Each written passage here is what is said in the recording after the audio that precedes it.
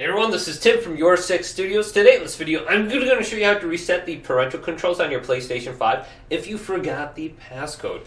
Now this is really easy to do. I'm going to press the PlayStation button, then open up the quick menu, and then go on over to Power, and completely turn off my PlayStation 5, close all apps and games, and turn off your PS5. Now my PlayStation 5 is going to be completely turned off. Now you'll want to plug in your controller to the front USB slot of the PlayStation, and then wait for the light bar to stop blinking, and then hold down the power button.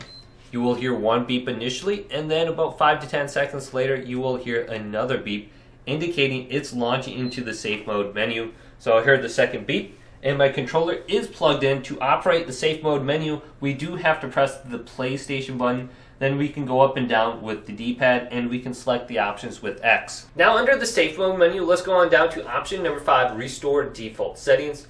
The settings will return to the default values. Are you sure you want to continue? Go on over to yes, and this will reset your parental controls.